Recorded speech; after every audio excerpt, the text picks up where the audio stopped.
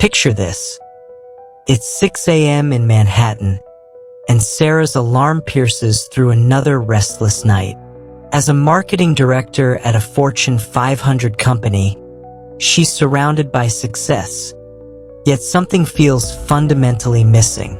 Despite her corner office and impressive salary, she wakes up each morning with a gnawing sense that she's merely surviving, not thriving. Sound familiar? If you're watching this video, chances are you're like Sarah, and like millions of Americans living in our bustling cities, searching for something more meaningful than just getting through each day. You're not content with mediocrity. You want to unlock your full potential, to wake up each morning not just fueled by caffeine, but ignited by an unstoppable drive to excel, improve, and genuinely thrive. Welcome to Stoic VIVU, where ancient wisdom meets modern challenges. I'm here to share 9 transformative Stoic principles that will revolutionize how you approach each day. These aren't just feel-good mantras or empty motivational quotes. They're battle-tested philosophical tools, refined over 2 millennia, designed to sharpen your mind, strengthen your character, and enrich your spirit in ways that directly address the unique pressures of contemporary American life.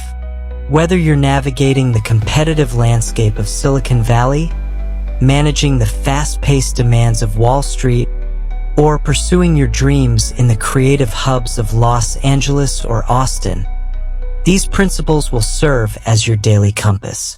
They'll help you cut through the noise of modern distractions, focus on what truly matters, and act with unwavering purpose.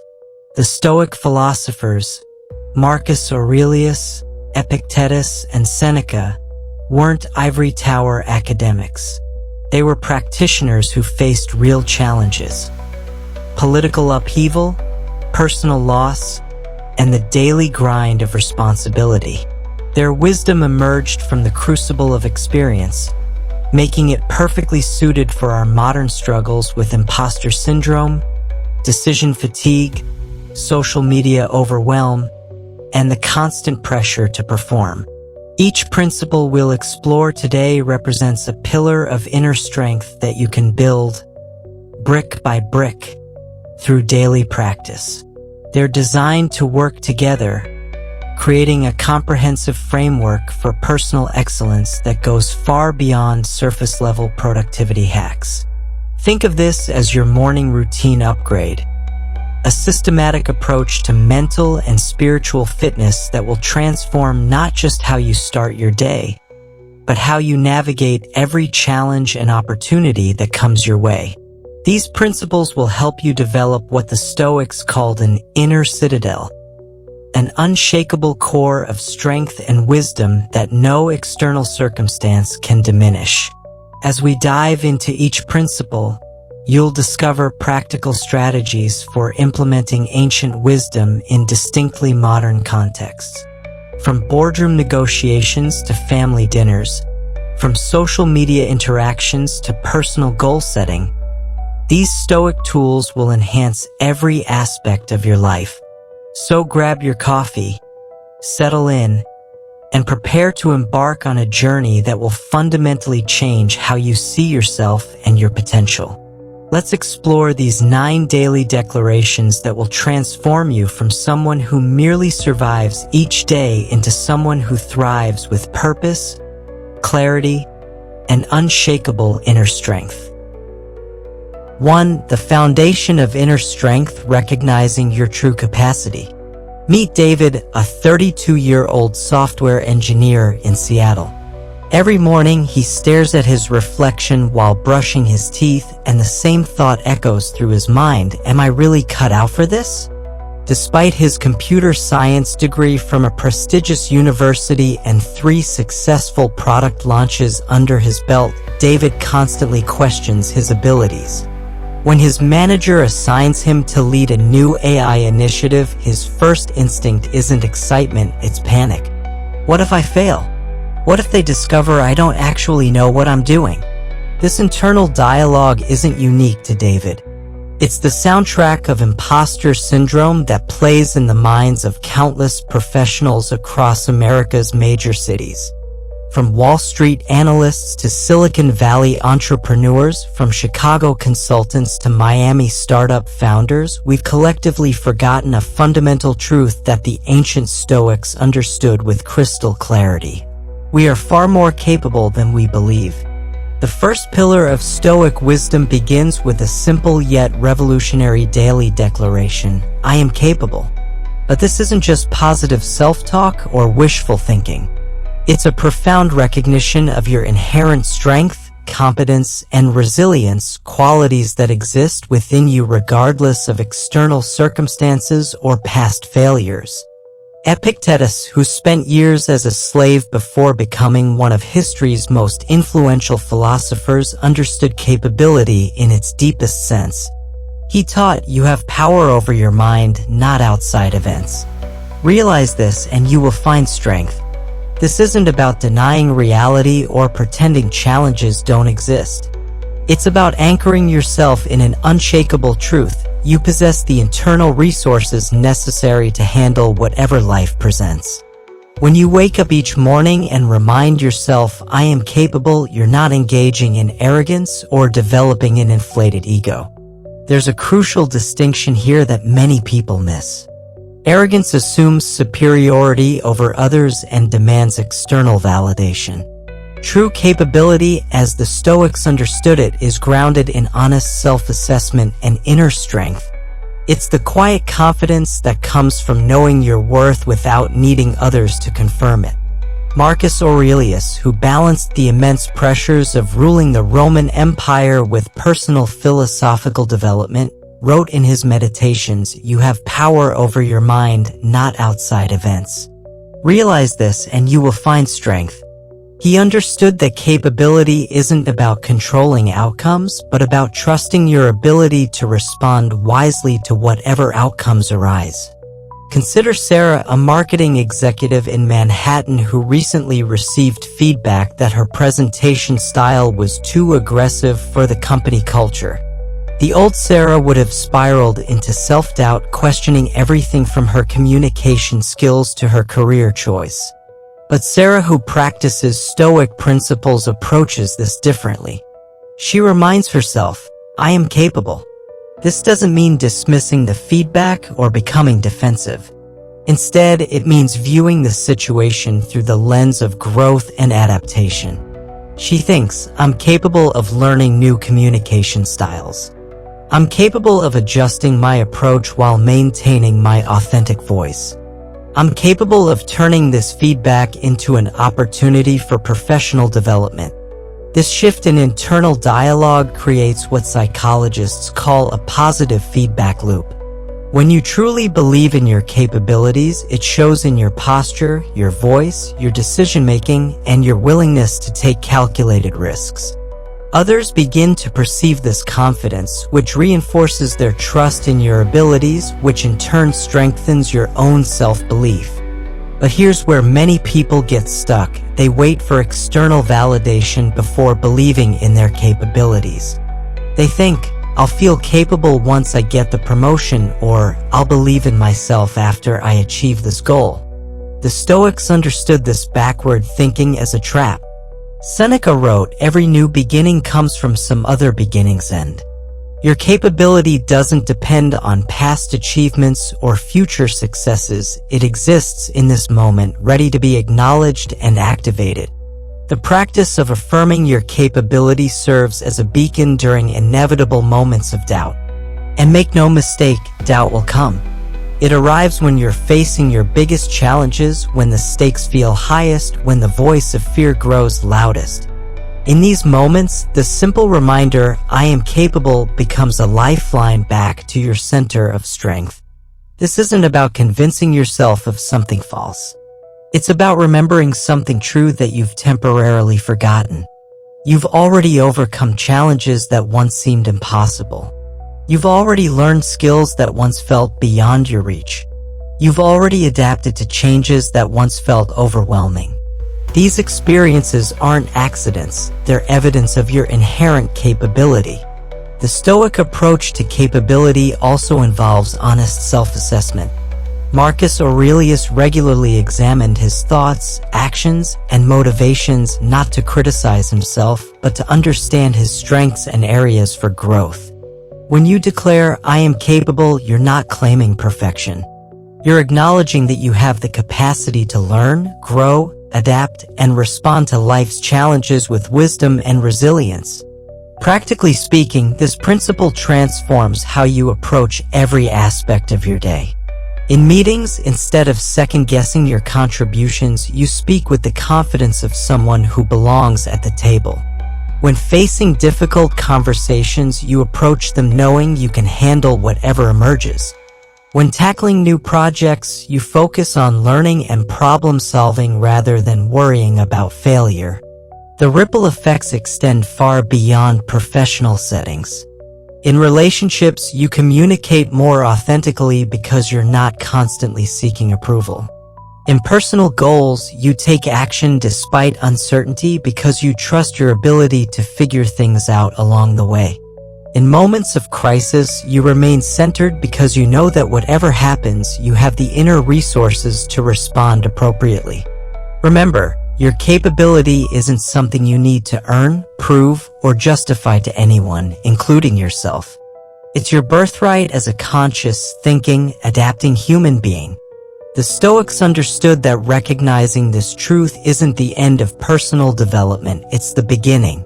When you truly believe "I am capable," you stop wasting energy on self-doubt and start investing it in growth, contribution, and the pursuit of excellence.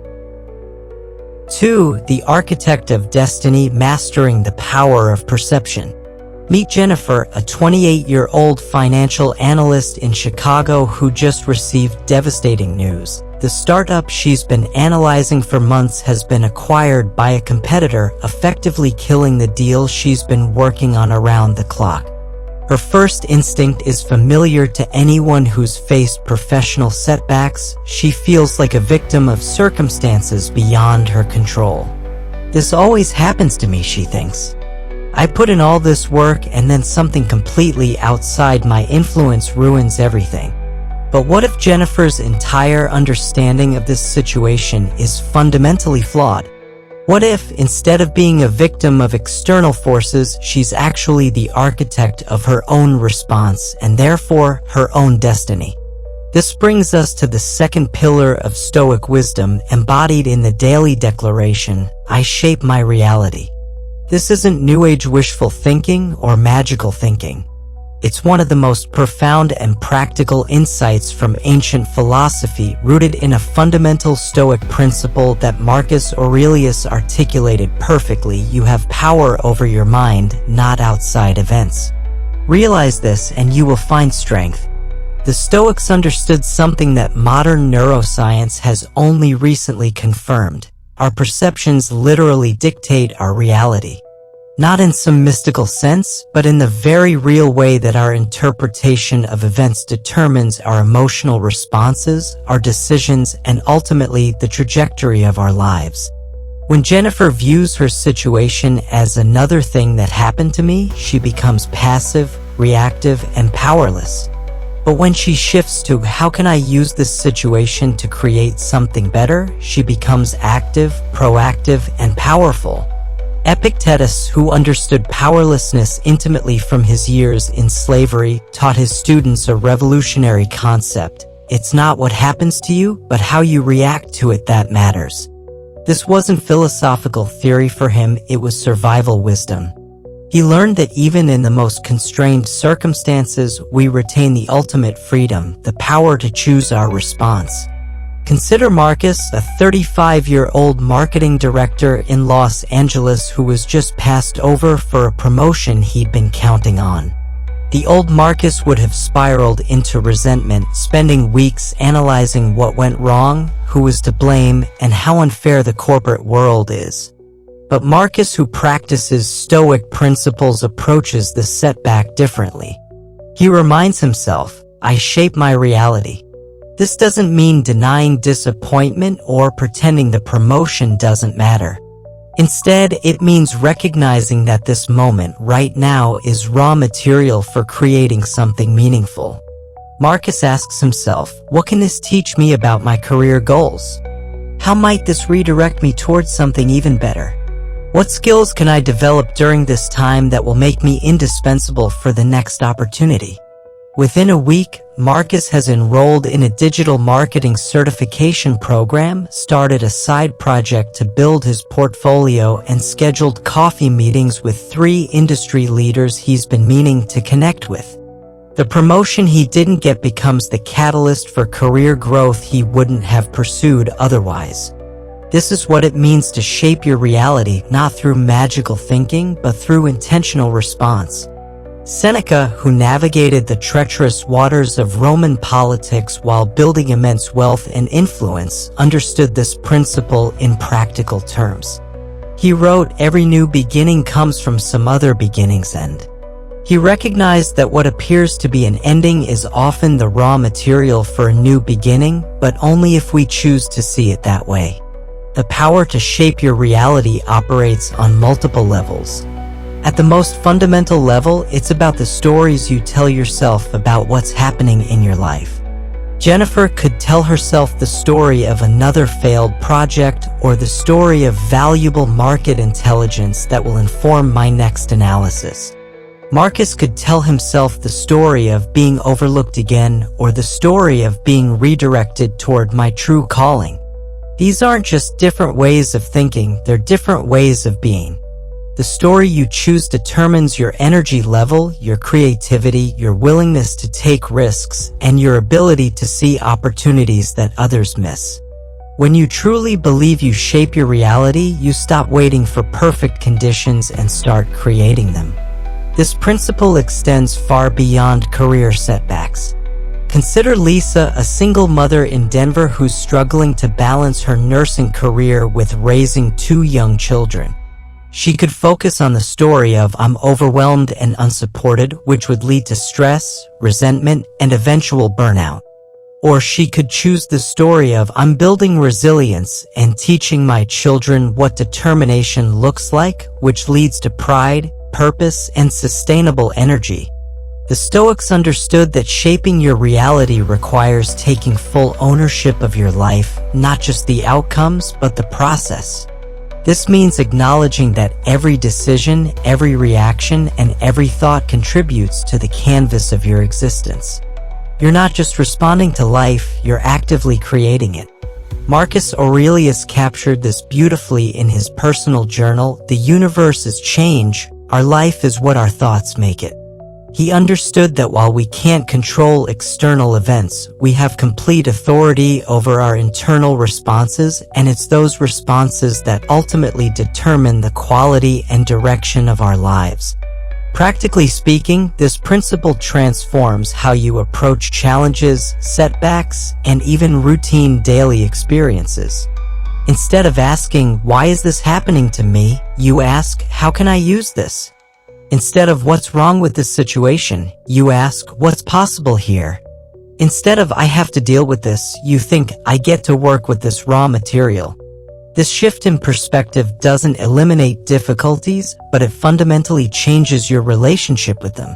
Problems become puzzles to solve. Setbacks become setups for comebacks. Obstacles become opportunities to develop strength, creativity, and resilience. The responsibility that comes with this power can feel overwhelming at first. If you truly shape your reality, then you're accountable for your life in ways that might feel uncomfortable. But the Stoics understood this responsibility as liberation, not burden.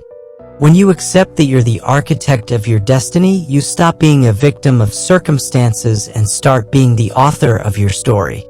Remember, you're not just responding to life, you're actively creating it, moment by moment, choice by choice, perception by perception.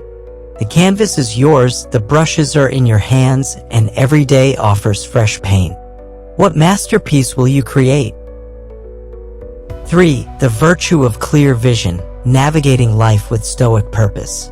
Picture Alex, a 29-year-old graphic designer in Portland, sitting in his cramped studio apartment at 2 a.m. surrounded by empty coffee cups and crumpled sketches.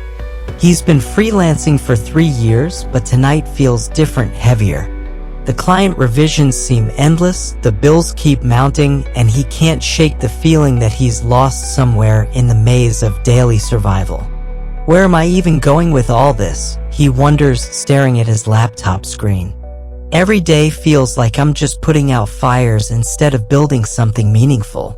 Alex's struggle isn't unique. In our hyper-connected, always-on world, millions of Americans find themselves caught in what feels like an endless cycle of reactivity. We respond to emails, attend meetings, complete tasks, and collapse into bed only to repeat the same pattern tomorrow. We're busy, but are we purposeful? We're moving, but are we progressing towards something that matters? This brings us to the third pillar of Stoic wisdom: my path is clear. This isn't about having every detail of your future mapped out or claiming to know exactly how your life will unfold. Instead, it's about cultivating what the Stoics called clear vision, the ability to see through the fog of daily distractions and maintain focus on what truly matters. Marcus Aurelius, who balanced the overwhelming responsibilities of ruling an empire with his commitment to philosophical growth, understood this challenge intimately. He wrote in his Meditations, "In the morning when thou risest unwillingly, let this thought be present: I am rising to the work of a human being. Why then am I dissatisfied if I am going to do the things for which I exist and for which I was brought into the world?" Notice what Marcus isn't saying. He's not claiming that every morning feels easy or that purpose eliminates difficulty. He's acknowledging the resistance we all feel while simultaneously anchoring himself in a larger sense of direction. This is what clear vision looks like in practice, not the absence of obstacles, but the presence of purpose that transforms obstacles into stepping stones. Seneca, who navigated the complex world of Roman politics while building substantial wealth and influence, offered another perspective on clear vision. Every new beginning comes from some other beginning's end. He understood that clarity often emerges not from avoiding challenges, but from learning to see them as integral parts of our journey rather than interruptions to it. Consider Maria, a 34-year-old attorney in Miami who's been practicing corporate law for 8 years. On paper, her career looks successful: prestigious firm, impressive salary, corner office overlooking Biscayne Bay. But Maria wakes up each morning with a growing sense of disconnection. The work that once felt challenging now feels routine. The cases that once excited her now feel like elaborate puzzles with little real-world impact. The old Maria would have dismissed these feelings as quarter-life crisis nonsense and pushed through with caffeine and willpower. But Maria, who practices Stoic principles, approaches this differently. She reminds herself, "My path is clear." This doesn't mean she immediately quits her job or makes dramatic life changes. Instead, it means she begins each day with intentional reflection on her deeper purpose. Maria starts asking different questions. What kind of law would feel meaningful to me? How can I use my current skills to create positive impact? What would it look like to align my daily work with my values? These questions don't provide instant answers, but they create what the Stoics called philosophical orientation, a commitment to living with purpose rather than just getting through each day. Within 6 months, Maria has started volunteering with a nonprofit that provides legal services to immigrant families.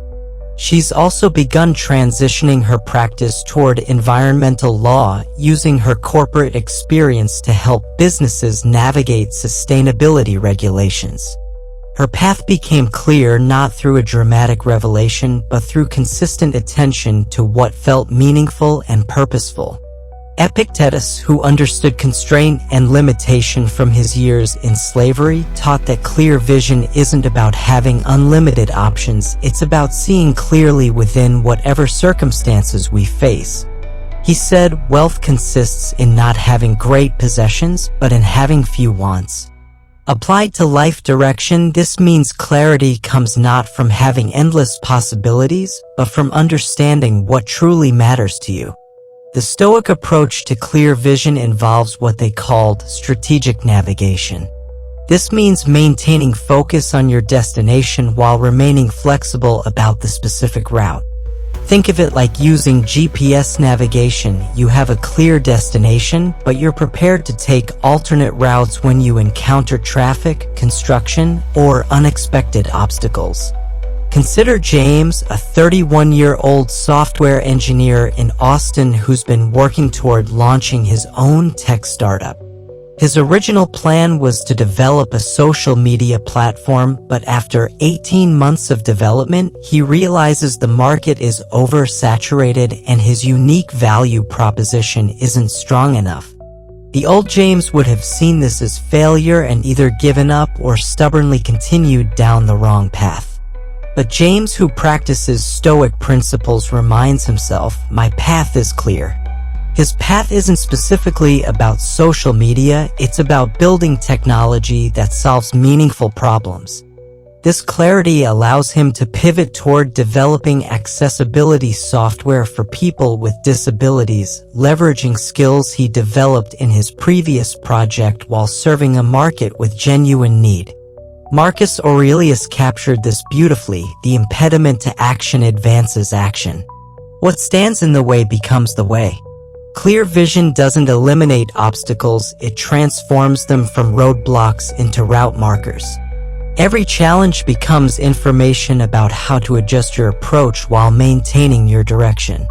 The practice of affirming, "My path is clear," also involves what the Stoics called shedding baggage, releasing the weight of past failures, regrets, and fears that cloud our vision.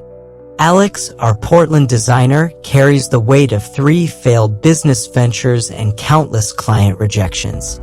These experiences have created a fog of doubt that makes it difficult to see opportunities and possibilities. When Alex begins each day by reminding himself, "My path is clear," he's not denying these past experiences, he's refusing to let them define his future possibilities. He begins to see his previous failures as market research, his rejections as information about client fit, and his struggles as evidence of his persistence and resilience. Seneca understood this process of release. Every new beginning comes from some other beginning's end. Clear vision requires letting go of who you thought you should be in order to see who you're becoming. It means forgiving yourself for past mistakes and approaching each day with fresh eyes and renewed purpose.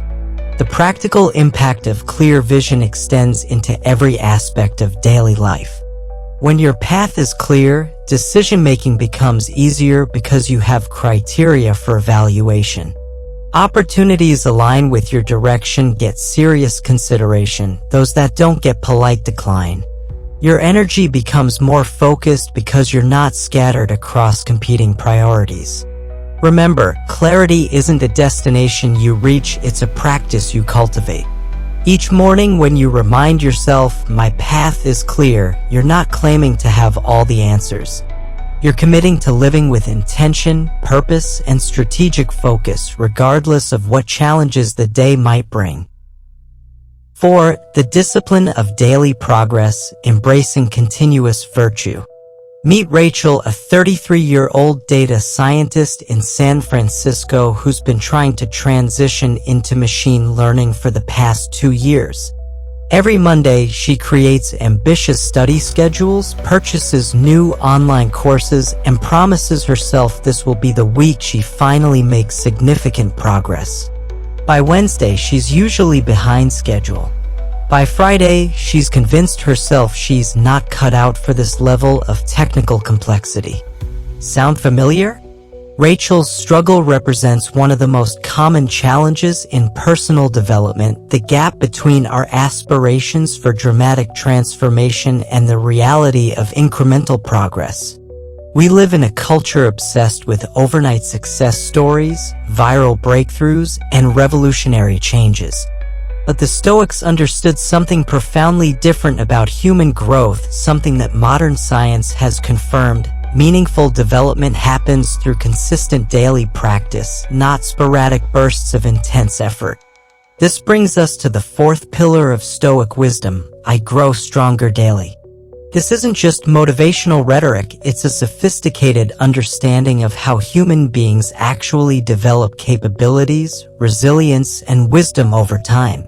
Marcus Aurelius, who spent decades developing his philosophical practice while managing the complexities of imperial leadership, captured this beautifully. Be like the rocky headland on which the waves constantly break. It stands firm, and round it the seething waters are laid to rest. He understood that strength isn't built through avoiding challenges, but through consistently facing them with steady resolve. The Stoic concept of daily growth rests on a fundamental insight: progress is inherently nonlinear. Some days you'll leap forward with breakthrough insights and significant achievements. Other days will feel like you're moving backward, struggling with concepts that seemed clear yesterday, or facing setbacks that challenge your confidence. But here's what the Stoics understood that our instant gratification culture often misses: both types of days are essential to genuine growth. Consider Michael, a 28-year-old marketing manager in Boston who's been working to overcome his fear of public speaking. His goal is to eventually give presentations at industry conferences, but right now, he gets nervous even speaking up in team meetings. Michael's journey illustrates the Stoic approach to daily growth perfectly. Instead of waiting until he feels ready or trying to force himself into high-stakes speaking situations, Michael commits to small daily practices. He records himself giving 2-minute presentations to his bathroom mirror each morning. He volunteers to share updates in team meetings even when his voice shakes. He joins a local Toastmasters group and shows up every week regardless of how his previous speech went. Some days, Michael feels articulate and confident. Other days, he stumbles over words and feels like he's made no progress at all. But here's what changes everything. Michael, who practices Stoic principles, understands that both experiences are part of the same growth process. The bad days aren't evidence of failure, they're opportunities to practice resilience, self-compassion, and persistence. Epictetus, who transformed from slave to influential teacher through decades of disciplined study and practice, taught his students, no great thing is created suddenly. He understood that the most profound transformations happen through what he called daily deposits, small, consistent actions that compound over time into significant change. This principle directly challenges our culture's obsession with dramatic before and after stories. We see the entrepreneur who suddenly built $1 million business, but we don't see the 5 years of failed ventures, rejected pitches, and late-night problem-solving that preceded the breakthrough. We admire the athlete who came out of nowhere to win championships, but we don't see the thousands of hours of training, the countless small improvements, and the persistent work through injuries and setbacks. Rachel, our San Francisco data scientist, begins to understand this when she shifts from trying to master machine learning in massive weekend sessions to committing to just 30 minutes of focused study each morning. Instead of attempting to complete entire courses in a week, she focuses on truly understanding one concept per day. Instead of measuring progress by how much material she covers, she measures it by how clearly she can explain yesterday's concept to herself. The transformation is remarkable. Within 3 months, Rachel has built a solid foundation in statistical modeling. Within 6 months, she's completed her first machine learning project. Within a year, she's transitioned into a senior data science role with ML responsibilities. The key wasn't working harder, it was working more consistently and with greater self-compassion. Seneca, who balanced demanding political responsibilities with philosophical development and substantial business interests, understood the practical challenge of daily growth. every new beginning comes from some other beginning's end. He recognized that growth often requires letting go of our attachment to immediate results and embracing what he called process orientation. This shift from outcome focus to process focus is crucial for sustainable development.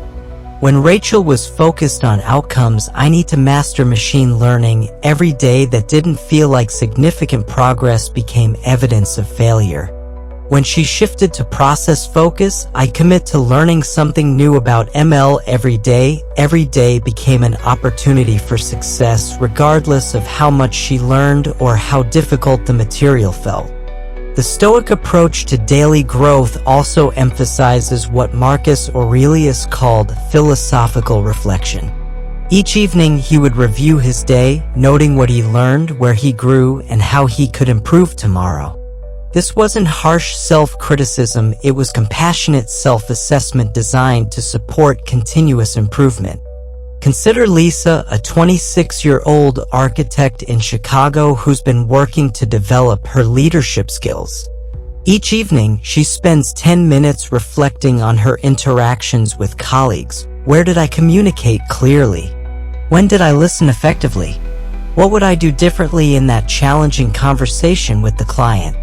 This daily reflection helps her identify patterns, celebrate small victories, and make incremental adjustments to her approach. The beauty of this practice is that it transforms every experience, even difficult ones, into opportunities for growth. When Lisa has a particularly challenging day managing a project team, instead of seeing it as evidence that she's not leadership material, she sees it as valuable data about team dynamics, communication strategies, and her own stress responses. Marcus Aurelius captured this perfectly. The best revenge is not to be like your enemy. Applied to personal growth, this means the best response to setbacks isn't to abandon your development goals, but to use them as fuel for continued progress. The compound effect of daily growth is profound. Small, consistent improvements in any area, whether technical skills, emotional intelligence, physical fitness, or creative abilities, create exponential results over time. Rachel's 30 minutes of daily study didn't just teach her machine learning, it developed her capacity for focused attention, her tolerance for intellectual challenge, and her confidence in her ability to master complex subjects. Remember, you don't need to transform overnight. You don't need to make dramatic changes or achieve perfect consistency. You simply need to commit to showing up for your own growth day after day with patience, persistence, and compassion for the nonlinear nature of human development. Every challenge you face, every mistake you make, every small victory you achieve, all of it contributes to the person you're becoming. 5. The pursuit of irate, living with unwavering excellence. Meet Kevin, a 35-year-old project manager at a tech company in Austin. It's 4:30 p.m. on a Friday, and most of his colleagues are already mentally checked out, scrolling through social media and planning their weekend. Kevin has finished his required tasks for the day, but he notices a process inefficiency that could save his team hours of work next week. He faces a choice that defines character: clock out like everyone else or spend an extra hour documenting a solution that no one will notice until Monday. This moment, seemingly small and unremarkable, represents the essence of what the ancient Greeks called irate and what we translate as excellence or virtue. It's not about grand gestures or public recognition. It's about the daily choice to do what's right, what's best, and what serves the highest good, regardless of whether anyone is watching. This brings us to the fifth pillar of Stoic wisdom: I commit to excellence. But we need to be clear about what excellence means in the Stoic sense, because it's profoundly different from our culture's typical understanding of the word. Marcus Aurelius, who could have easily coasted on his inherited power and privilege, instead chose to spend his evenings studying philosophy and his days serving the Roman people with unprecedented dedication. He wrote, In the morning when thou risest unwillingly, let this thought be present: I am rising to the work of a human being. Why then am I dissatisfied if I am going to do the things for which I exist and for which I was brought into the world? Notice what Marcus is describing. Excellence isn't about outperforming others or achieving external recognition. It's about fulfilling your potential as a human being, living up to your highest capabilities in service of something greater than yourself. Seneca, who built substantial wealth while maintaining his philosophical principles, understood excellence as a daily practice rather than a destination. He wrote, "Excellence withers without an adversary." He recognized that true excellence isn't developed in comfort or ease, it's forged through consistent choice to do what's difficult, right, and meaningful, especially when it would be easier to take shortcuts. Consider Sarah, a 31-year-old nurse in Denver who works the night shift at a busy hospital. By 3 a.m., she's exhausted, her feet ache, and she has 3 more hours until her shift ends. A patient calls for help with what seems like a minor concern, difficulty sleeping due to anxiety about an upcoming procedure. Sarah could provide a quick, perfunctory response and move on to her other responsibilities. Instead, she sits with the patient for 10 minutes, listens to their concerns, explains the procedure in reassuring detail, and helps them practice breathing exercises. No supervisor notices this interaction. It won't appear in Sarah's performance review. The patient may not even remember her name. But Sarah, who commits to excellence, understands that this moment, this choice to serve with full presence and compassion, is exactly what excellence looks like in practice. The Stoic concept of excellence is built on 4 cardinal virtues: wisdom, justice, courage, and temperance, self-discipline. These aren't abstract philosophical concepts, they're practical guidelines for daily decision-making that transform both character and outcomes. Wisdom in the Stoic sense means seeking truth, making decisions based on clear thinking rather than emotion, and continuously learning from experience. Kevin, our Austin project manager, demonstrates wisdom when he chooses to document the process improvement instead of leaving early. He's thinking beyond immediate gratification to long-term benefit for his team. Justice means treating others fairly, contributing to the common good, and taking responsibility for your impact on the world around you. Sarah demonstrates justice when she gives her anxious patient the same quality of care she would want for her own family member, regardless of how tired she feels. Courage doesn't just mean physical bravery, it means doing what's right even when it's difficult, uncomfortable, or unpopular. It means speaking up for your values, taking calculated risks for meaningful goals, and persisting through challenges that would cause others to quit. Temperance means self-discipline, moderation, and the ability to delay gratification in service of higher goals. It's the foundation that makes all other virtues possible, because without self-discipline, our best intentions remain just intentions. Consider Marcus, a 29-year-old financial advisor in New York who's been offered a chance to sell a high-commission investment product to elderly clients. The product isn't illegal, but Marcus knows it's not in his clients' best interests. The fees are excessive and the returns are mediocre. His manager is pressuring him to hit quarterly numbers, and this sale would put him over his target. Marcus, who commits to excellence, faces this decision through the lens of the 4 virtues. Wisdom tells him the product isn't right for his clients. Justice demands he put their interests above his own financial gain. Courage requires him to have difficult conversations with his manager about alternative approaches. Temperance means accepting lower short-term income in service of long-term integrity and client relationships. Marcus chooses to decline the sale and instead spends extra time educating his clients about lower-cost index funds that better serve their retirement goals. His quarterly numbers suffer, but his client relationships strengthen, his reputation for integrity grows, and his long-term career prospects improve dramatically. This is what Epictetus meant when he taught, wealth consists in not having great possessions, but in having few wants.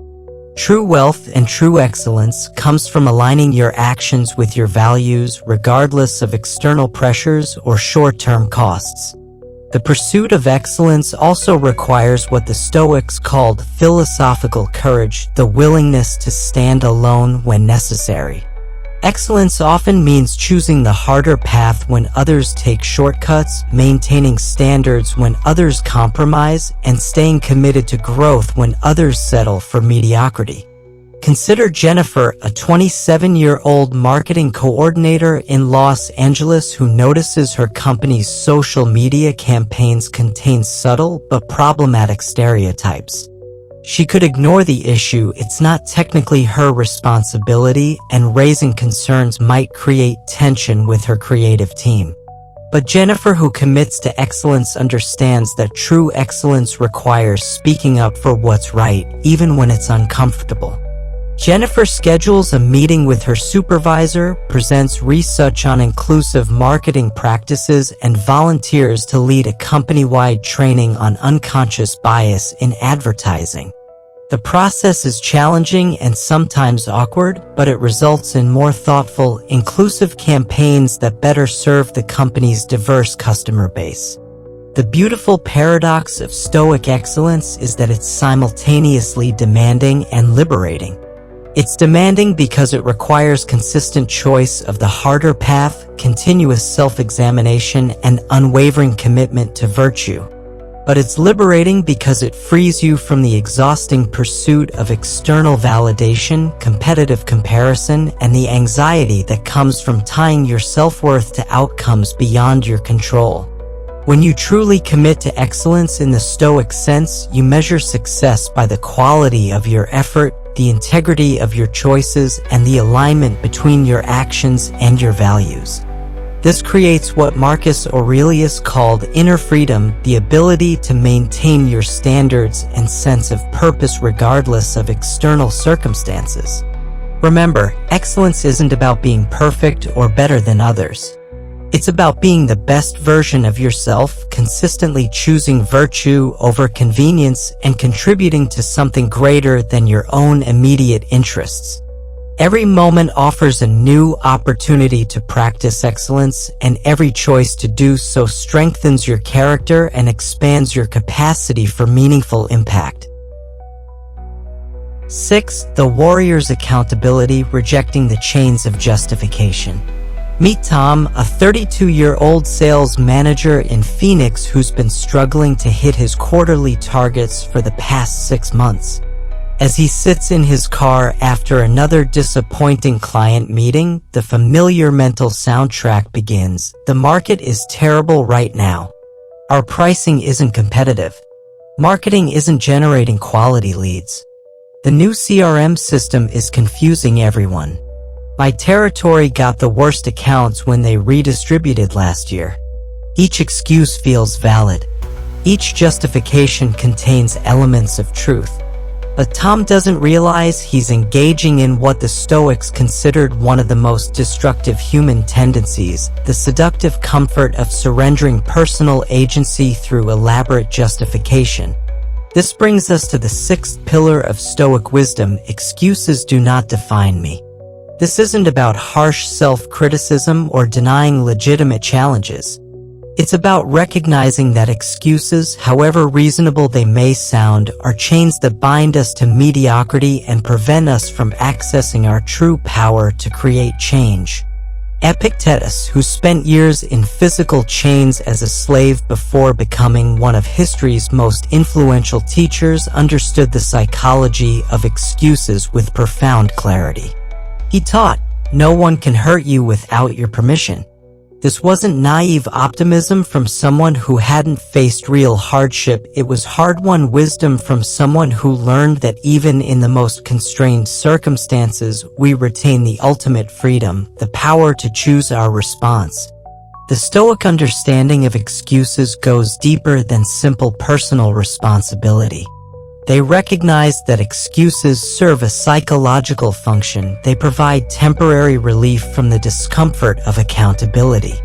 When Tom lists all the reasons his sales are down, he experiences momentary relief from the anxiety of personal responsibility. But this relief comes at a devastating cost. It robs him of his power to influence outcomes. Marcus Aurelius, who could have easily justified any failures by pointing to the immense challenges of ruling an empire during plague, war, and political upheaval, instead chose radical accountability. He wrote in his Meditations, "You have power over your mind, not outside events. Realize this and you will find strength." He understood that the moment we focus on what's outside our control, we lose access to what is within our control. Consider Lisa, a 28-year-old software engineer in Seattle who's been passed over for promotion twice in the past year. The excuse narrative is compelling. The tech industry is biased against women. My manager plays favorites. The promotion process isn't transparent.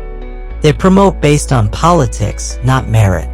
Each of these statements may contain truth, but focusing on them keeps Lisa trapped in victimhood rather than empowered to create change. Lisa, who practices Stoic principles, approaches this situation differently. She reminds herself, excuses do not define me. This doesn't mean denying the reality of workplace bias or pretending systemic issues don't exist. Instead, it means refusing to let these external factors determine her response or limit her agency. Lisa begins asking different questions. What skills can I develop that make me undeniably promotable? How can I document my contributions more effectively? What feedback can I seek to understand the specific criteria for advancement? How can I build relationships with decision makers who can advocate for my promotion? Within 6 months, Lisa has completed 3 professional certifications, led a successful cross-team project, and initiated regular feedback sessions with her manager. She's also connected with other women in tech to build a support network and advocate for more transparent promotion processes. Whether or not she gets the next promotion, Lisa has transformed from someone who felt powerless to someone actively shaping her career trajectory. Seneca, who navigated the dangerous waters of Roman politics while building substantial wealth and influence, understood that excuses are often disguised fears. He wrote, "Every new beginning comes from some other beginning's end." He recognized that our attachment to excuses often stems from fear of failure, fear of judgment, or fear of the effort required to create real change. The process of rejecting excuses requires what the Stoics called rigorous self-examination. This means honestly assessing the stories we tell ourselves about why we're not achieving our goals, why we're not taking action, or why we're not living up to our potential. Consider David, a 35-year-old marketing consultant in Miami who's been wanting to start his own agency for 3 years. His excuse repertoire is extensive. The market is saturated. I don't have enough capital. I need more experience first. The economy is uncertain. I can't afford to lose my steady paycheck. My family depends on my current income. Each excuse contains elements of truth, but David, who practices Stoic principles, recognizes that these are stories designed to protect him from the discomfort of risk and uncertainty. When he reminds himself, excuses do not define me, he's not dismissing legitimate concerns, he's refusing to let those concerns paralyze him. David begins reframing his challenges as problems to solve rather than barriers to accept. The market is saturated becomes, how can I differentiate my services? I don't have enough capital becomes, what's the minimum viable way to test my business concept? I need more experience becomes, what specific skills should I develop and how can I gain that experience while building my client base? Within a year, David has launched his agency as a side business, secured 3 clients, and created a clear transition plan to full-time entrepreneurship. The external challenges haven't disappeared, but his relationship with them has fundamentally changed. The Stoic approach to accountability also involves understanding the difference between explanation and excuse. Explanations help us understand what happened so we can learn and improve. Excuses help us avoid responsibility and maintain the status quo. When Tom, our Phoenix sales manager, has a bad quarter, an explanation might be, "I spent too much time on unqualified leads and didn't follow up consistently with warm prospects." This analysis leads to actionable improvements, better lead qualification processes, and systematic follow-up systems. An excuse version of the same situation would be, "The leads from marketing were terrible, so there was nothing I could do." This narrative provides temporary comfort but offers no path forward for improvement. Marcus Aurelius captured this distinction perfectly. The best revenge is not to be like your enemy. Applied to excuses, this means the best response to challenging circumstances isn't to adopt the victim mentality they might justify, but to use them as opportunities to demonstrate your character and capability. The practice of rejecting excuses also requires developing what Epictetus called philosophical courage, the willingness to face uncomfortable truths about our own role in our circumstances. This isn't about harsh self-criticism, but about honest self-assessment that empowers positive change. Consider Rachel, a 30-year-old teacher in Chicago who's been complaining about her students' lack of engagement. The excuse narrative is familiar. Kids today don't respect education. Parents don't support learning at home. The administration doesn't provide adequate resources. Social media has destroyed their attention spans. Rachel, who commits to accountability, asks different questions. How can I make my lessons more engaging? What teaching methods might better connect with my students' learning styles? How can I build stronger relationships with parents? What resources can I create or find to enhance my curriculum? This shift from excuse-making to problem-solving transforms both Rachel's teaching effectiveness and her job satisfaction. Her students respond to her increased engagement and creativity, creating a positive feedback loop that reinforces her commitment to excellence. Remember, every excuse you reject is a step toward greater personal power. Every moment you choose accountability over justification, you strengthen your capacity to influence outcomes and create positive change. The warrior's path isn't about avoiding challenges, it's about facing them with full responsibility for your response. 7. The recognition of divine potential, honoring your unique gifts. Meet Amanda, a 29-year-old accountant in Dallas who spends her days buried in spreadsheets and financial reports. Every morning, she puts on her professional attire, commutes to her downtown office, and executes her responsibilities with competent precision. To outside observers, Amanda appears successful, steady income, respected position, clear career trajectory. But inside, she carries a persistent whisper that grows louder each day. Is this really all I'm meant for? Amanda's internal struggle represents one of the most profound challenges of modern life, the gap between who we are and who we're capable of becoming. We settle into routines, accept limitations, and gradually forget the expansive sense of possibility we once carried. We begin to see ourselves as ordinary, unremarkable, destined for mediocrity. But what if this entire self-perception is fundamentally wrong? What if you're not just another face in the crowd, but someone designed for remarkable achievement and meaningful contribution? This brings us to the 7th pillar of Stoic wisdom. I am designed for greatness. This isn't motivational hyperbole or ego inflation. It's a recognition of what the Stoics understood as divine potential, the unique combination of talents, perspectives, and capabilities that exists within every human being, waiting to be developed and shared with the world. Marcus Aurelius, despite holding the most powerful position in the ancient world, never forgot that his greatness wasn't about his title or authority, it was about fulfilling his potential as a human being. He wrote, "What we do now echoes in eternity."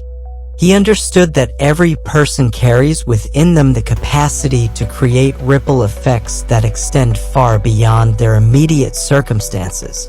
The Stoic concept of greatness differs radically from our culture's typical understanding. We often think of greatness in terms of fame, wealth, or recognition, external markers that depend on comparison with others. But the Stoics understood greatness as the full expression of your unique gifts in service of something meaningful, regardless of whether the world notices or applauds. Consider James, a 33-year-old maintenance supervisor in Portland who's responsible for keeping a large apartment complex running smoothly. By conventional standards, James might not appear destined for greatness. He fixes broken pipes, coordinates repairs, and handles tenant complaints. But James, who recognizes his divine potential, approaches his work differently. James realizes that his unique combination of technical skills, patience, and genuine care for people creates something remarkable. He doesn't just fix problems, he anticipates them. He doesn't just manage maintenance requests, he creates systems that prevent issues from occurring. He doesn't just interact with tenants, he builds a sense of community that transforms where people live into where they truly feel at home. Within 2 years, James has reduced maintenance costs by 30%, increased tenant satisfaction scores to the highest in the company's history, and developed training programs that other properties now use. His ordinary job has become a platform for extraordinary impact, not because he changed careers, but because he recognized and honored his unique gifts. Seneca, who built substantial wealth while maintaining his philosophical principles, understood that recognizing your potential comes with profound responsibility. He wrote, "Every new beginning comes from some other beginning's end." He recognized that acknowledging your capacity for greatness means accepting the obligation to develop and share your gifts, even when it requires leaving comfort zones or taking risks. The process of recognizing your divine potential often begins with what the Stoics called honest self-assessment, taking inventory of your natural strengths, developed skills, and unique perspectives. This isn't about comparing yourself to others or measuring up to external standards. It's about understanding what you specifically bring to the world that no one else can offer in quite the same way. Consider Maria, a 31-year-old nurse in Phoenix who's been working in pediatric care for 8 years. Maria has always been skilled at her job, but she begins to notice something unique about her interactions with young patients and their families.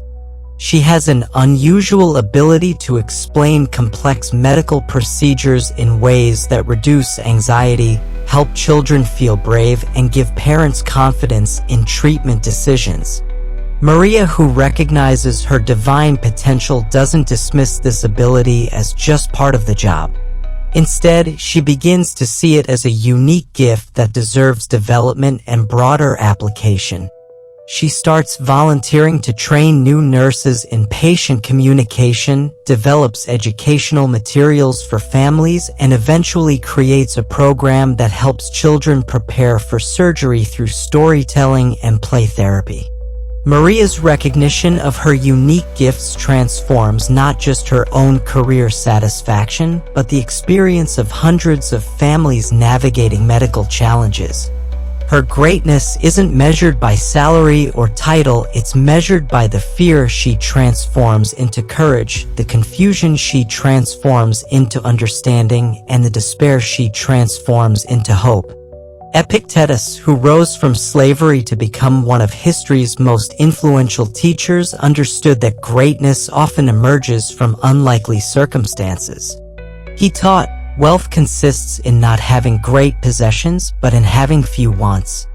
Applied to potential, this means greatness isn't about having extraordinary circumstances, it's about bringing extraordinary intention and effort to whatever circumstances you face. The recognition of divine potential also requires shifting from what the Stoics called scarcity thinking to abundance thinking. Scarcity thinking assumes there's limited opportunity for meaningful contribution, that greatness is reserved for a chosen few, or that your background, education, or current circumstances disqualify you from significant impact. Consider Robert, a 35-year-old security guard in Atlanta who works the night shift at a corporate office building. Robert could easily see his role as temporary, unremarkable, or limiting. Instead, Robert, who recognizes his potential, begins to notice opportunities that others miss. Robert realizes that his position gives him unique insight into building security, employee safety, and operational efficiency. He begins documenting patterns he observes, suggesting improvements to building management, and developing relationships with the employees who work late. His observations lead to enhanced security protocols, energy-saving initiatives, and a more supportive environment for employees working extended hours. Within 18 months, Robert has been promoted to head of security operations, developed training programs for other security personnel, and created systems that have been implemented across multiple buildings. His greatness wasn't hidden somewhere else, it was waiting to be recognized and developed right where he was. Marcus Aurelius captured this beautifully: the universe is change, our life is what our thoughts make it. When you truly believe you're designed for greatness, it changes how you approach every interaction, every challenge, and every opportunity. You begin to see possibilities where others see limitations, solutions where others see problems, and potential where others see ordinary circumstances. The practice of affirming "I am designed for greatness" also involves what the Stoics called service orientation, understanding that your gifts aren't just for personal fulfillment, but for contribution to something larger than yourself. True greatness always involves using your unique capabilities to serve others, solve problems, or create positive change in the world. This service orientation transforms the pursuit of greatness from self-centered ambition to meaningful contribution. When Amanda, our Dallas accountant, recognizes her potential, she doesn't just seek personal advancement, she begins to see how her analytical skills, attention to detail, and understanding of financial systems could help small businesses succeed. Families achieve financial stability, or nonprofit organizations maximize their impact. Remember, your greatness isn't something you need to achieve or earn, it's something you need to recognize and honor. You already possess a unique combination of talents, experiences, and perspectives that the world needs.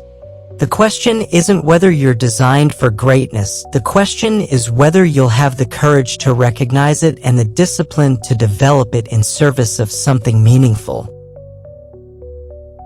8. The Fortress of Self, Building Your Inner Citadel. Meet Jennifer, a 27-year-old marketing manager in New York City who just posted a photo from her company's product launch on LinkedIn. Within hours, the comments section becomes a battlefield of opinions. Former colleagues question her career choices. Industry peers critique her company's strategy. Complete strangers offer unsolicited advice about her professional appearance.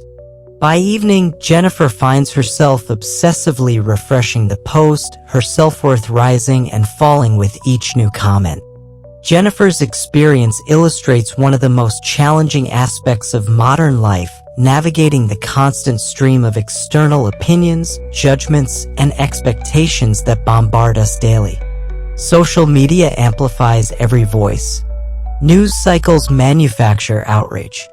Workplace cultures often prioritize perception over substance. In this environment, maintaining a stable sense of self becomes both more difficult and more essential than ever before. This brings us to the 8th pillar of Stoic wisdom: external opinions do not sway me. This isn't about becoming callous, dismissive, or isolated from feedback. It's about developing what the Stoics called the inner citadel, an unshakable core of personal integrity and self-assurance that external judgments cannot penetrate or destabilize. Marcus Aurelius, who faced constant scrutiny as Emperor of Rome, understood the psychological toll of living under public judgment. He wrote in his Meditations how much trouble he avoids who does not look to see what his neighbor says or does, but only to what he does himself. He learned that peace of mind and authentic living require focusing on your own character and choices rather than others' perceptions and opinions. The Stoic concept of the inner citadel isn't about arrogance or indifference to others. Instead, it's about developing the psychological strength to maintain your values, pursue your goals, and express your authentic self regardless of external pressure to conform, compromise, or change course based on others' expectations. Consider Michael, a 32-year-old software engineer in San Francisco who's been working remotely since the pandemic began. When his company announces a return-to-office mandate, Michael realizes that commuting daily would severely impact his work-life balance, his ability to care for his aging father, and his mental health. However, he faces intense pressure from colleagues who view remote work as not being a team player and from his manager who questions his commitment to company culture. Michael, who has built his inner citadel, approaches this challenge differently than someone seeking external validation. Instead of automatically conforming to others' expectations or becoming defensive about his position, Michael grounds himself in his core values: family responsibility, work-life integration, and sustainable productivity. Michael schedules a thoughtful conversation with his manager, presenting data on his productivity metrics, his contribution to team projects, and his availability for collaboration. He explains his family situation without apologizing for prioritizing his father's care. He proposes a hybrid arrangement that meets both his needs and the company's objectives. The outcome isn't guaranteed. His manager might still insist on full-time office presence. But Michael's inner citadel means his sense of self-worth isn't dependent on his manager's approval. He's prepared to find a role that aligns with his values if necessary, because his identity isn't built on others' opinions of his choices. Epictetus, who understood powerlessness intimately from his years in slavery, taught his students wealth consists in not having great possessions, but in having few wants. Applied to external opinions, this means true freedom comes not from controlling what others think about you, but from reducing your need for their approval. This principle becomes especially crucial in our social media age, where opinions are amplified, criticism is anonymous, and the pressure to curate a perfect public image can become overwhelming. The inner citadel provides stability in this chaotic environment by anchoring your self-worth in internal rather than external sources. Consider Sarah, a 29-year-old entrepreneur in Austin who launched a sustainable fashion startup. When she shares her company's mission on social media, she receives a mixture of support and criticism. Some people praise her environmental focus. Others question the pricing of sustainable products. A few attack her personally, suggesting she's virtue signaling or out of touch with working-class consumers. Sarah, who has developed her inner citadel, doesn't ignore this feedback, but she processes it through her own value system rather than allowing it to destabilize her sense of purpose. She separates constructive criticism, feedback about product design or pricing strategy, from personal attacks, judgments about her character or motivations. She uses valuable insights to improve her business while disregarding comments that reflect others' insecurities or biases rather than legitimate concerns about her work.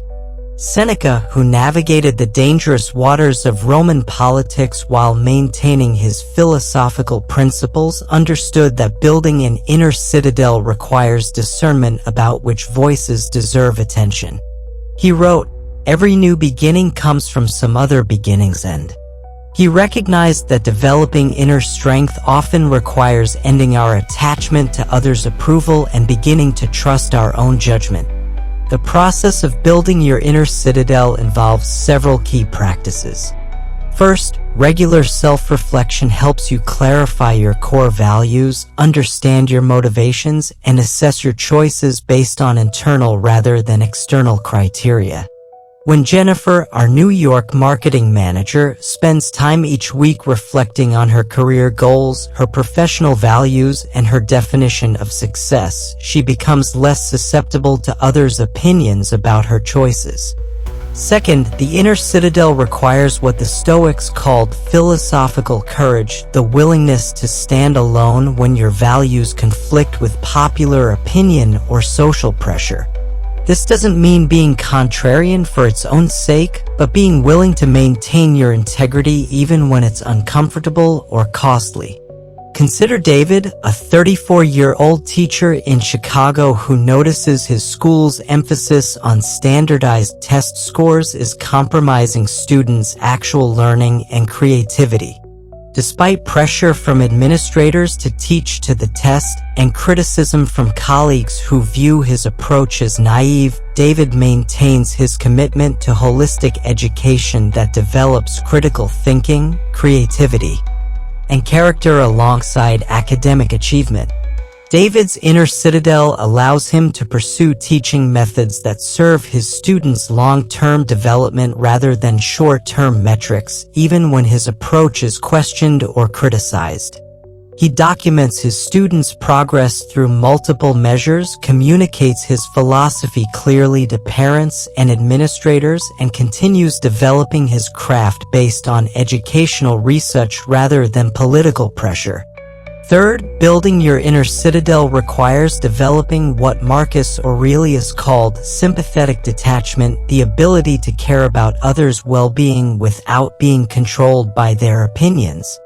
This means you can listen to feedback, consider different perspectives, and maintain healthy relationships while preserving your autonomy and authentic self-expression.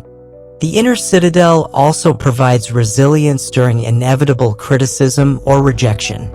When you ground your self-worth in your character, effort, and alignment with your values rather than others' approval, setbacks become information rather than identity threats. Criticism becomes data to consider rather than verdicts to accept. Consider Lisa, a 30-year-old journalist in Denver who writes investigative pieces about corporate environmental practices. Her work regularly attracts criticism from industry representatives, political activists, and readers who disagree with her findings. Lisa's inner citadel allows her to maintain her commitment to factual reporting and ethical journalism regardless of the political or economic pressure her stories generate. Marcus Aurelius captured the essence of the inner citadel perfectly. You have power over your mind, not outside events. Realize this and you will find strength. When you truly internalize this principle, you discover that your peace of mind, your sense of purpose, and your authentic self-expression are not at the mercy of others' opinions, moods, or agendas. Remember, building your inner citadel isn't about becoming isolated or indifferent to others. It's about developing the psychological strength to remain true to yourself while engaging meaningfully with the world around you.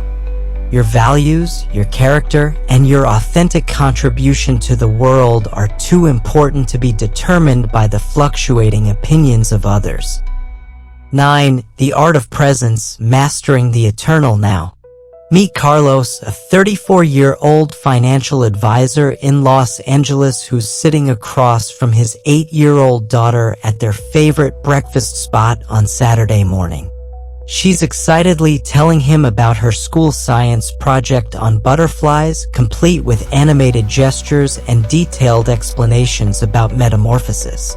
But Carlos's mind is elsewhere, replaying yesterday's difficult client meeting, worrying about Monday's presentation, and mentally rehearsing conversations he needs to have next week.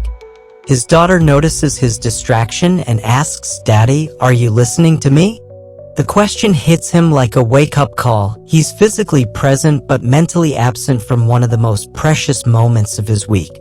Carlos's experience represents one of the most pervasive challenges of modern life, the struggle to be fully present in our own lives.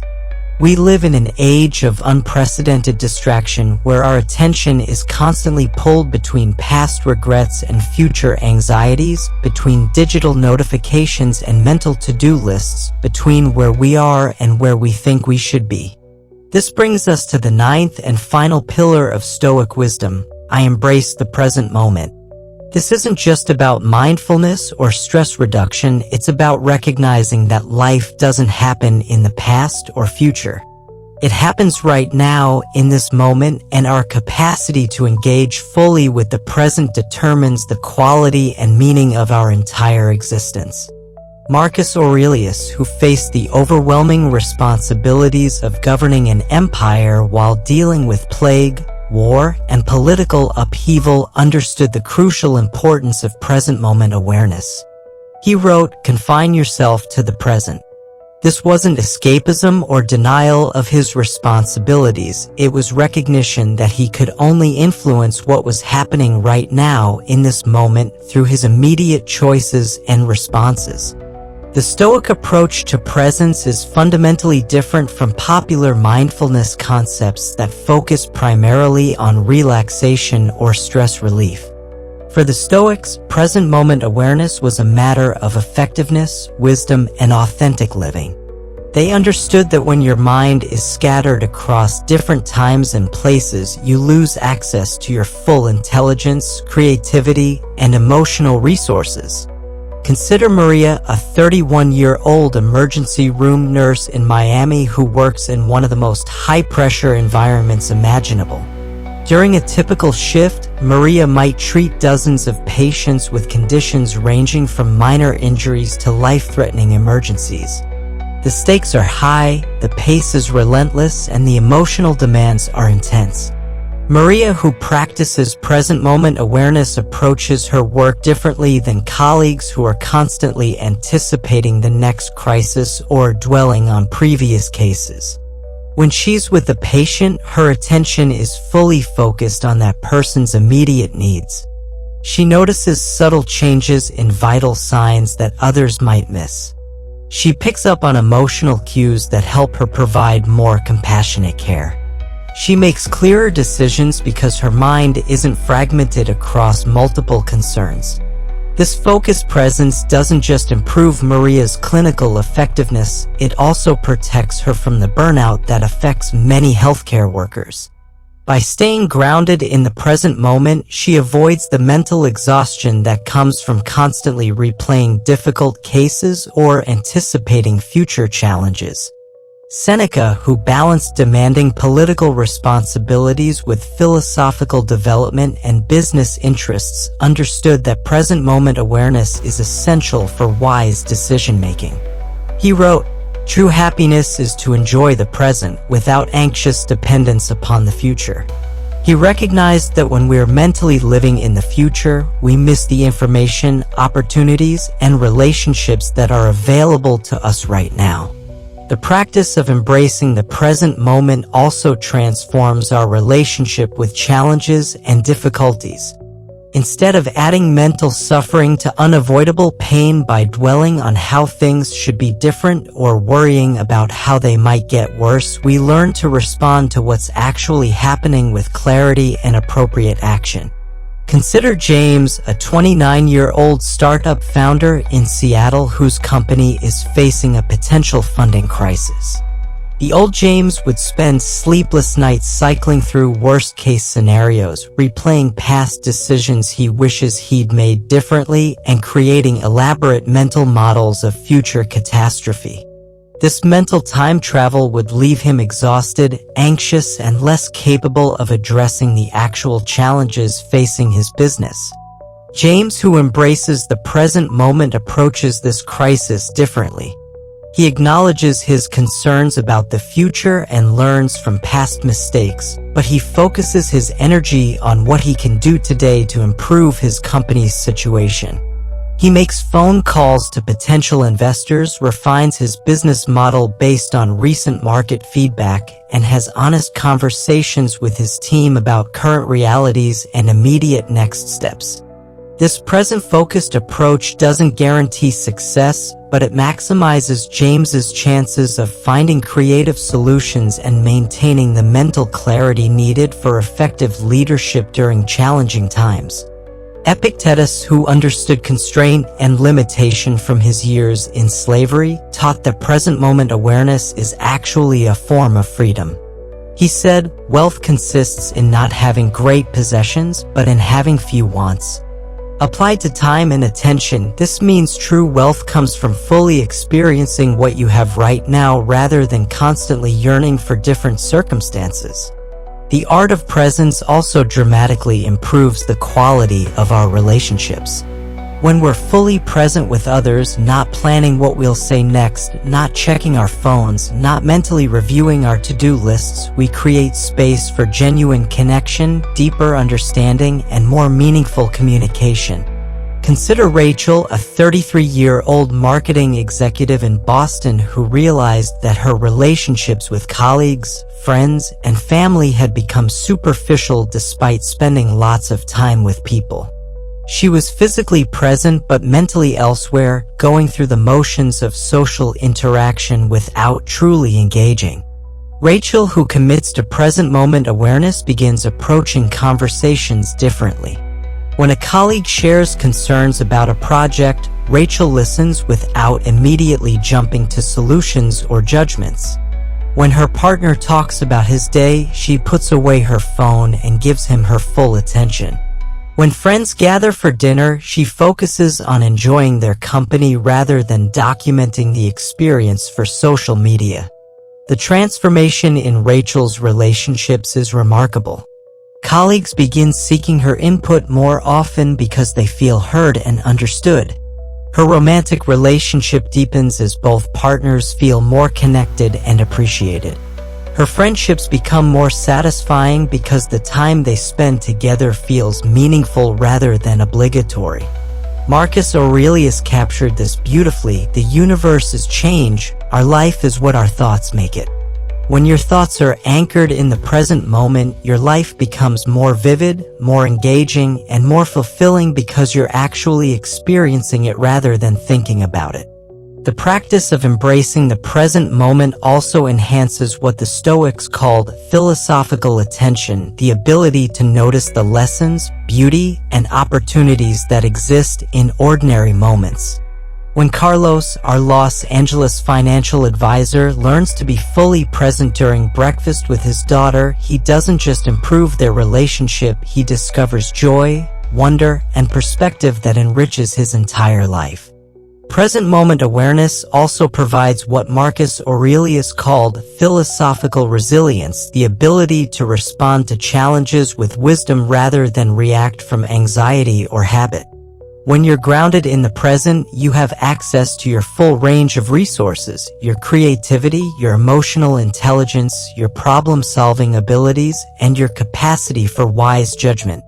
Consider the simple act of drinking your morning coffee. When you're mentally rehearsing the day ahead or reviewing yesterday's mistakes, you miss the warmth of the cup in your hands, the aroma that signals the beginning of a new day, the brief moment of quiet before the day's activities begin. These might seem like small losses, but they accumulate into a life half-lived, a series of moments experienced secondhand through the filter of mental distraction. The Stoics understood that embracing the present moment isn't just about individual well-being, it's about showing up fully for your responsibilities, your relationships, and your contribution to the world. When you're truly present, you bring your best self to every interaction and every challenge. Remember, this moment, right now, as you're reading these words, is the only moment you actually have. The past exists only in memory, the future only in imagination. Life happens in the present, and your capacity to embrace it fully determines not just your happiness, but your effectiveness, your relationships, and your ability to create positive change in the world. As we conclude our journey through the 9 transformative Stoic principles, let's take a moment to reflect on the profound wisdom we've explored together. Each principle is a pillar that supports a life grounded in strength, clarity, purpose, and excellence. From recognizing your inherent capabilities to embracing the present moment, each aspect of Stoic philosophy offers practical tools for navigating the complexities of modern life. We began with the foundational truth that I am capable. This powerful affirmation encourages us to acknowledge our inner strength and resilience, reminding us that we possess the ability to face whatever challenges arise. By affirming our capabilities, we empower ourselves to take ownership of our lives and decisions. Next, we delved into the idea that I shape my reality. This principle teaches us that our perceptions dictate our experiences. When we adopt a proactive mindset, we transform obstacles into opportunities, empowering ourselves to create the outcomes we desire. Then, we explored the necessity of having my path is clear. By establishing a clear vision of our goals and values, we navigate the complexities of life with intention. This clarity helps us shed the weight of past failures and fears, allowing us to move forward with purpose and determination. As we journeyed on, we recognized the importance of daily growth with the mantra, I grow stronger daily. The Stoics remind us that true progress is a gradual process, often consisting of small, consistent actions that accumulate over time. Each challenge becomes a lesson that fortifies our character and enhances our capabilities. We also committed to excellence with the affirmation, I commit to excellence. This principle emphasizes the importance of striving for virtue in all we do, focusing on the effort and integrity of our actions rather than the pursuit of external validation. True greatness is about fulfilling our potential and contributing meaningfully to the world. The concept of accountability surfaced with, excuses do not define me. Here, we learned that embracing personal responsibility is essential for growth. By rejecting excuses, we reclaim our power to shape our circumstances and take action toward our goals. We celebrated our unique gifts by affirming, I am designed for greatness. This recognition of our divine potential empowers us to embrace our individuality and contribute uniquely to the world around us. It reminds us that every person has something valuable to offer, and it is our responsibility to develop and share those gifts. We fortified ourselves with external opinions do not sway me, which encourages us to build an inner citadel of self-assurance and integrity. By anchoring our self-worth in our values rather than the fluctuating opinions of others, we gain the strength to navigate life with authenticity and confidence. Finally, I embrace the present moment, learning that true fulfillment comes from fully engaging with life as it unfolds. By cultivating present moment awareness, we enhance our relationships, creativity, and resilience, allowing us to experience the richness of life in every moment. As you leave this exploration of Stoic principles, remember that the path to personal excellence and fulfillment is a continuous journey. Each day presents an opportunity to apply these teachings and transform your life. If you found these insights valuable, I encourage you to subscribe to the Stoic VIVU channel for more content that combines ancient wisdom with modern challenges. Like and share this video with friends and family who may benefit from Stoic philosophy. Together, let's spread the message of resilience, purpose, and growth in a world that often distracts us from our true potential. Thank you for joining me on this journey. May you embrace each day with clarity, strength, and the unwavering belief that you are capable of greatness. See you in the next video.